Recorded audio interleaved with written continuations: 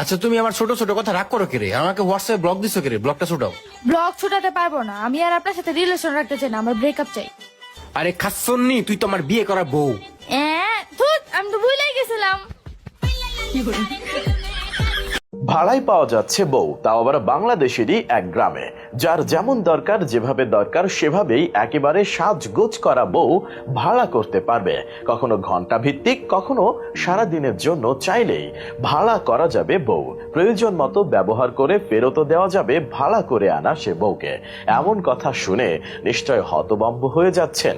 তবে শুনতে আজব লাগলেও বাংলাদেশের বুকেই এমন এক গ্রামের অস্তিত্ব রয়েছে যেখানে বউ ভাড়ায় পাওয়া যায়। এমন গ্রামের কথা কিছুটা অদ্ভুত বটে, তবে মোটেও কোনো গালগপ্প নয়। এখানে বউ লেনদেনের কারবার হয় একেবারে নগদ টাকা গুনে। কিন্তু কোথায় আছে আজব এই গ্রাম, সে কথা কি কেউ জানেন? বাংলাদেশের গাজীপুর জেলা শহর থেকে 7 কিলোমিটার দূরে অবস্থিত এই গ্রামের নাম ভাদন। এই গ্রামে গিয়ে যে কেউ বউ ভাড়া করতে পারবেন। ফর্সা, কালো, রোগা, স্বাস্থ্যবতী, লম্বা, খাটো, যার যেমন দরকার সব রকম বউ সরবরাহ করতে প্রস্তুত থাকে এই ভাদন গ্রাম। তবে শুধু বউই নয়, শিশু চান পাবেন, জামাই চান সেটাও পাবেন। প্রয়োজন মতো ঘন্টা ভিত্তিক কিংবা সারা দিনের জন্য বউ, শিশু বাচ্চা, নাপিত, কামার, গরু ছাগল, হাঁস মুরগি, ঝাড়ু, দা সহ সবকিছুই ভাড়ায় পাওয়া যায় এখানে।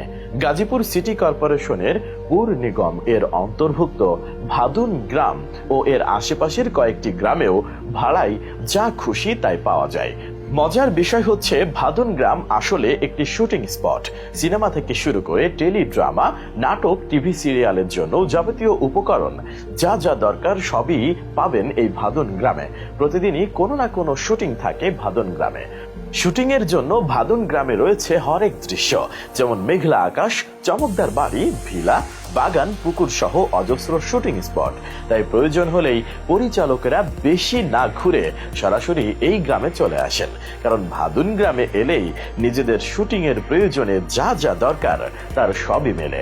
তবে ভাদুন গ্রামে এসে নিজেদের প্রয়োজন মেটাতে চাইলে নির্দিষ্ট ভাড়া গুনতে হয় পরিচালকদের। এখানে দিনের হিসেবে বা ঘন্টার হিসেবে ভাড়া হয়।